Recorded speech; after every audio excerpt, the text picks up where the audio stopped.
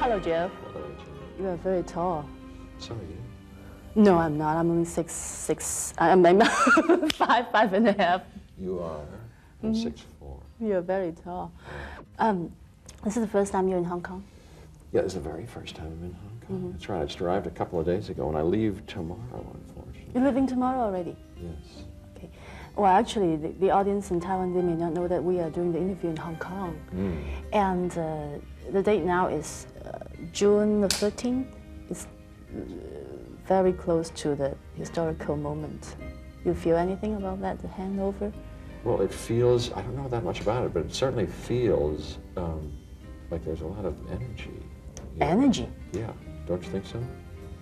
It should. It seems particularly vibrant and like lots going on, and people are excited and stimulated. I'd love to learn more about it. So we better capture more those precious moments here in Hong Kong before it's returned.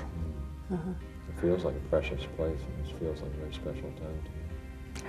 You know, if I'm giving the audience a quiz, asking what is the first lead role that Jeff Goldblum had, I don't think anybody could answer. Yeah, but I can. It's a in-depth wish, right? The rapist. Well, Jeff, you really have come a long, long way to where you are right now. Thank you. So lucky. Yeah, you consider this is harvest time? As what, harvest time? Yes. Gee. Well, I don't know about that. It still feels like I'm building something. It feels like I'm on the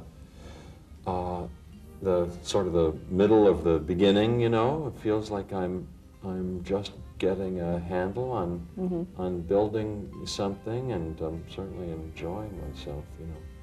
It's I'm at a time now where I'm enjoying a range of choices. I must say, like never before, and I think some of it has been helped by a lost world. You always loved to act, huh? Yeah.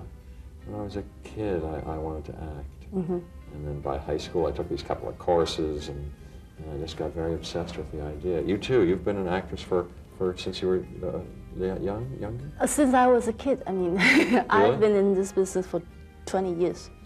Really? You must have been very well. You're not much older than that now. So you must have started very, very young. Pretty young. Really? Yeah. Really? You know, looking back your bios, Jeff, you work a lot on stages, television, and big screen. Do you think those performances is kind of contradictory, or you consider them a training? They don't seem contradictory at all. All seems kind of essentially the same, you know. If we're acting, whether there's a camera there or whether there's an audience there or whether, you know, it's TV. That seems the same. Acting seems like acting, and it all feels like training to me. I started out with the idea that acting was a very worthwhile way to spend your life, and you could never be perfect at it, you know. You could hardly ever master it, and it's a worthwhile thing to study and give your devotion to it. So I consider myself a student. Quoted what you said once. You said the idea of acting is humanized life. I couldn't agree with you more. Humanized? Yeah, life. Yeah.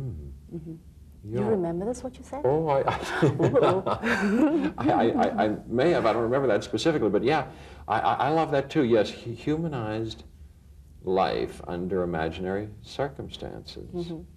Yeah, don't you find it's one of the things that I like about acting? It really, you know, demands that you use your full self, you know, and your passionate self. I mean, life is lovely and wonderful, and there are appropriate ways to be in life, but it's not the same game as acting. We have to be nice in life and get along and do many things, but acting really allows you to be fully human, fully, freely expressive, passionate, you know, sensitive, receptive, you know, to everything that you feel. You can be as interested in people and use your interest in people and excitement about people and situations as fully as possible, where maybe in life you have to be cool, or you kind of, you know, or you can use your sensitivity to things, your pain about things, your sadness about things, your anger about things. You know, you could use it all. So, you know, I think that's one of the things I like about it. What is the most discouraging stages so far for your acting career? Discouraging, you know, I've been very lucky, and from the start, I kind of broke into it, you know, miraculously. I got things early on, and then, you know, there've been struggles, you know, and I've been rejected by things, and you know, had tried for jobs and not gotten jobs. So there've been, you know, difficult moments, but mostly, overall, relatively speaking, with everybody else trying to do this, it's been a very steady and miraculous kind of rewarding too. Journey, and very rewarding. And because I think in the start I was so committed to it, it's never really been discouraging. I've never really gone, oh, I think I won't do this, or I'll do something else. I've always only wanted to do that, you know, and very rewarding. Don't you find too? Yes. Yeah. Yes.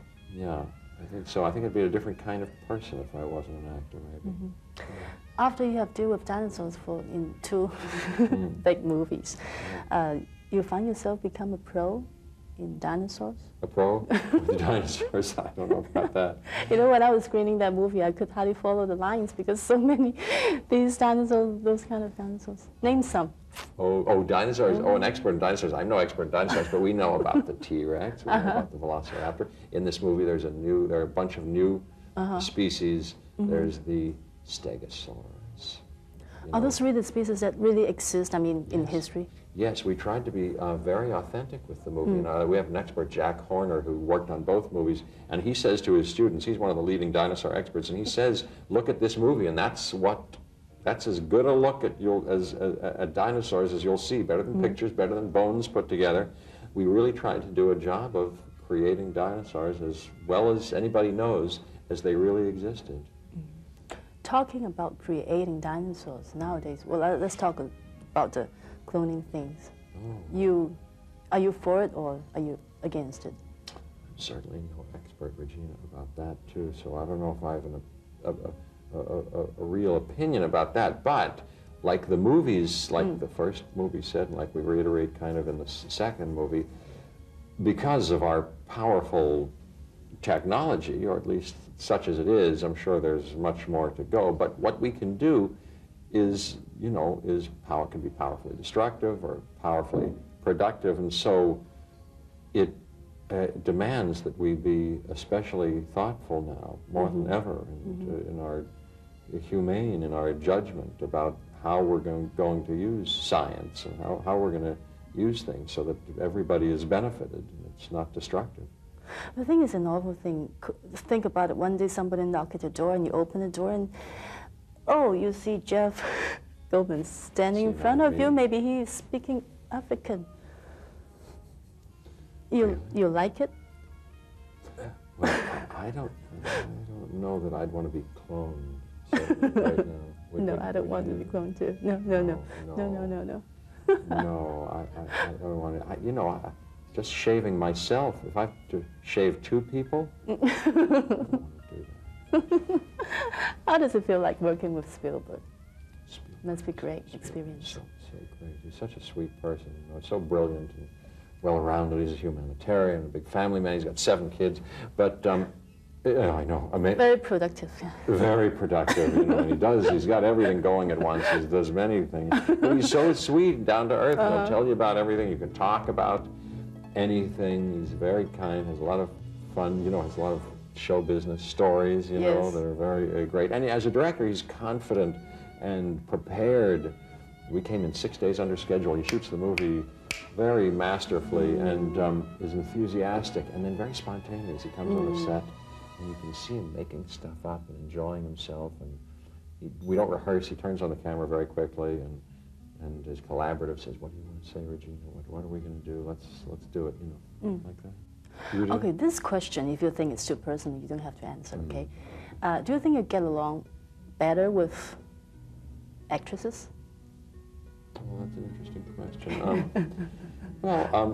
I've enjoyed actresses. I've had a couple of big relationships with actresses, and you know, and acting is so central part of my life that I suppose, you know, actors and actresses as friends or mates, you know, it does have an appeal to me, you know, because we have so much in common. You know.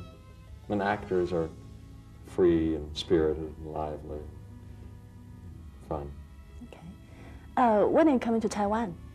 I hope soon. I wish I were coming immediately, but I've got to rush off to go to South America and Rio and Buenos Aires and then Europe and stuff. But I'm coming back, I hope. And when I come back, I'll go to Taiwan. Please come to Taiwan. Oh, I'd love to, Regina. Would you like to say a few words to the audience? Oh, sure. Hi, I'm Jeff Goldblum, and hi, all you sweet people of Taiwan. I hope you like the movie, and I'll come back and I'll visit there, I hope. I know it's beautiful there.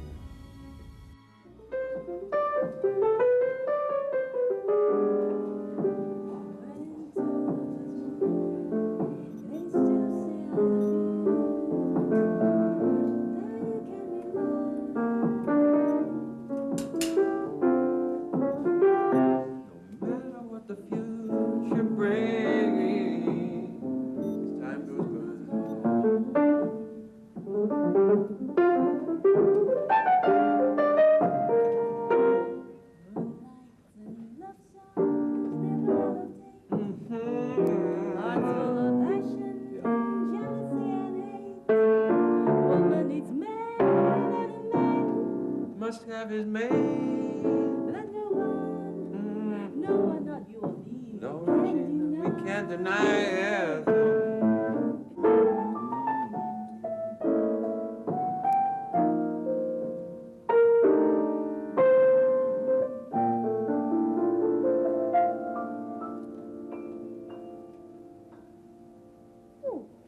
Beautiful. Thank you. You sing so beautifully. Hi, this is Jeff Goldblum, live from Hong Kong, and you're viewing The Rose Night. Thank you. Thank You look great. you. No, this isn't for me. It is for you. It is for you. Thank you very much.